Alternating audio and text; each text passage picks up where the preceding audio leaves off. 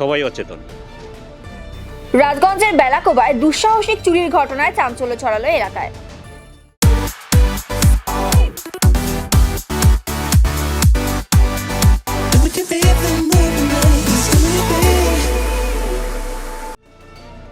রাজগঞ্জ ব্লকের শিকারপুর গ্রাম পঞ্চায়েতের north Bengal farm এলাকার বাসিন্দা ভাস্কর দাসের বাড়িতে চুরির ঘটনা ঘটে।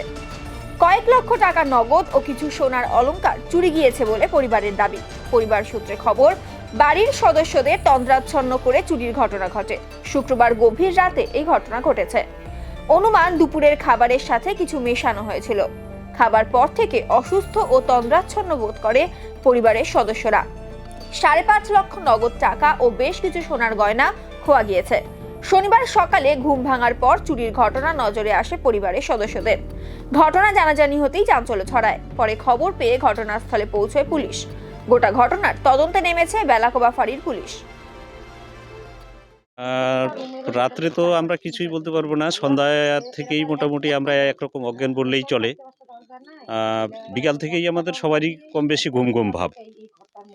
ও সন্ধ্যায় এসে মোটামুটি আমি বাড়ি এসে দেখলাম যে বাড়িতে দাদা নাই, বৌদি নাই, ভাস্তি নাই। ওরা 3 জনেই অসুস্থ। 3 জনকে বড়বাড়ি হসপিটাল নিয়ে গেছে। হসপিটাল থেকে মোটামুটি কিছু ওষুধ লিখে দিয়েছে আর বললো যে 1-1.5 ঘন্টা এখানে থাকেন, দেখি কি হয়। মোটামুটি ঘন্টা দেড়েক রাখার পর বাড়ি চলে আসছে। বাড়ি আসে তো কালকে সবারই ঘুম ঘুম ভাব। খেয়ে দিয়ে মোটামুটি 8টার মধ্যেই সবাই শুয়ে পড়ছি। রাত্রে এত কিছু হয়ে গেছে আমরা কিছুই জানি না। আর 4টার দিকে মা যখন ঘুম থেকে উঠে কান্নাকাটি করতেছে, আমি ভাবলাম যে হয়তো কেউ অসুস্থ, দাদা বা বৌদি অসুস্থ, ওর জন্যই মনে কান্নাকাটি করতেছে। মাকে বললাম যে মা কী হয়েছে কী হয়েছে? বলে সব কিছুই আমার শেষ হয়ে গেল। আমি কী শেষ হয়ে গেছে? বলে আমাদের ঘর লুট হয়ে গেছে। কি বলেন না বলেন, ঘর লুট হয়ে গেছে। আমি ঘরে, সবাই তো ঘরেই। আমি আমার রুমে গিয়ে দেখি যে আমার শোকেসের আলমারি খোলা, মার টাঙ্ক নেই।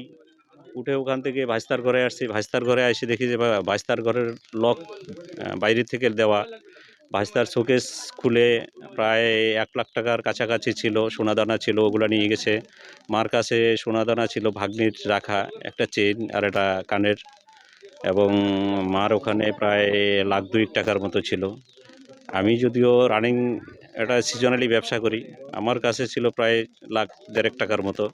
টোটাল মিলাই আমাদের ক্যাশে গেছে 5 লাখ টাকার মতো, এবং 2 জোড়া সোনা। এছাড়া অন্য কিছু কিন্তু কেউ নেয়নি। ঘর থেকে মোবাইলগুলো বের করে সব সাইলেন্স করে বাইরে রেখে দিছে। দোকানের চাবি এবং গাড়ির চাবি সব বাইরে বের করে রেখে দিছে, একটাও কিন্তু নেয়নি।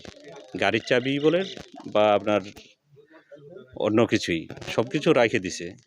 এখানে এসে দেখি যে এই জায়গাটাতে ট্রাঙ্ক পড়ে আছে, এবং এখানে একটা কম্পিউটার কাটা ছিল। আমার কম্পিউটার কাটাটা থাকে এই জায়গায়, এখান থেকে নিয়ে ওখানে কম্পিউটার কাটাটা রেখে দিছে। কাটার ব্যাগে করে আমার ছোট ছেলের একটা ব্যাংক ছিল ছোট, যেখানে খুচরো পয়সা রাখি। তো ওই ব্যাংকটা নেওয়ার জন্য এই কাটার ব্যাগটা নিয়ে গেছে। এইটুকু অবধি সকাল হইতে জানতে পারি, কিন্তু রাত্রের মধ্যে আমরা কিছুই নেশা জাতীয় দ্রব্য অবশ্যই প্রয়োগ করছে, না হলে পরে আমরা বিকাল থেকে কি করে সমস্ত বাড়ির লোকগুলোই অজ্ঞান, সবাই অচেতন। কারোই কোনো বোধশক্তি নেই, বা কেউ যে কথা বলবে জিহ্বাটা পর্যন্ত লড়তেছে না যে কি কাকে কি বলতেছে। এইরকম ঘটনা আমাদের এই এরিয়াতে এটাই কিন্তু ফার্স্ট, এবং আমরা স্বপ্নও ভাবতে পারি না যে এরকম কিছু হবে। কারণ আমাদের বাড়িতে বাইরে সাইকেল, গাড়ি বা টুকটাক জিনিসপত্র সবই থাকে। আজকে থেকে নয়, এটা বহুত দিন থেকেই আমরা, আমাদের গরু ঘরেরও বেড়া নাই যে আমাদের গরু বেড়া দিই। সেই জায়গাতে একটা চুল পর্যন্ত কখনো লড়ে নাই, আজকে হঠাৎ করে এরকম ঘটনা ঘটে গেল। আমার কথা হলো যে আমরা চোর দেখতে চাই, কে চোর এটা সঠিক তদন্ত হোক। আর এটাকে টার্গেট করেই করছে, টার্গেট করে না করলে কি করে জানতে পারলো যে এখানেই টাকা রাখি বা এখানেই এই জিনিসগুলো আছে? এটা তো জানারই কথা না। অবশ্যই লোকাল কেউ আছে এর সাথে জড়িত। লোকাল যদি কেউ জড়িত না থাকতো তাহলে এরকম ঘটনা কখনোই ঘটতে পারতো না। ওই রাত্রে ঘুমের থেকে উঠে দেখতেছি দরজাটা বন্ধ আছে, তারপর খোলা আছে। খোলা থেকে তারপর আবার ওর বাবু বললো, ওর বাবুর দরজাটাও লক করা ছিল, ওটাও খুলে দিলাম। ছেলের ঘরে গেলাম দেখতে, ছেলেও দেখতেছি লক করা দরজা। কি করে যে ঢুকলো ওটাই তো বুঝতে পারতেছি না। ওটা তো তখন অনুভব হয় না, কিন্তু দুপুরে আমি ঘুরে পড়ছিলাম, মেয়ে ঘুরে পড়ছিল। আমরা সবাই বলতে পারবো না দুপুরবেলা কি কি হয়েছে, আমি তো বলতেই পারবো না কিছু। আর সোনা গয়নাগুলো ছিল ওগুলো নিয়ে গেল, তারপরে টাকা ছিল টাকাগুলো নিয়ে গেল। ভাইস্তার একটা ব্যাংক ছিল ছোট মাটির, ওটাও নিয়ে গেল, কিছুই ছিল না। পরে উঠে দেখতেছি সব জিনিসগুলো এলোমেলো এলোমেলো হয়ে আছে। 4-5 লাখ টাকা হবে। সোনা দানা আছে 2-3 ভরির মতো। কালকে দুপুর থেকে আমাদের ফ্যামিলির আমরা প্রায় 10-12 জন লোক, তার মধ্যে ম্যাক্সিমাম লোক মানে প্রচণ্ড ঘুমে আসক্ত বা নেশায় আসক্ত এইরকম মানে সবাই। মাকে ডাকছি, মা ঘুম থেকে উঠতে পারছে না, ভাই বাগানে গিয়ে ঘুমায়, আমিও ঘরে মানে ঘুমিয়ে গেছি, ঘুম থেকে উঠতেই পারতেছি না, মানে এতটা দুর্বল হয়ে গেছি। হ্যাঁ, এটাই আমার সন্দেহ যে খাবারের সঙ্গে কোনো নেশাবস্তু মিশিয়ে দিয়েছে চোরেরা। আমরা চাইছি যে এই এলাকায় অ্যাকচুয়ালি আমরা সাধারণত চুরি হয় না, আমরা গর্ব করে বাইরে গিয়েও বলি যে না আমাদের এলাকা চোর নেই, কিন্তু কালকে যেটা হয়েছে এটার সঠিক তদন্ত হলে আশা করি চোরও খুঁজে পাবে। প্রশাসন যদি একটু সজাগ দৃষ্টিতে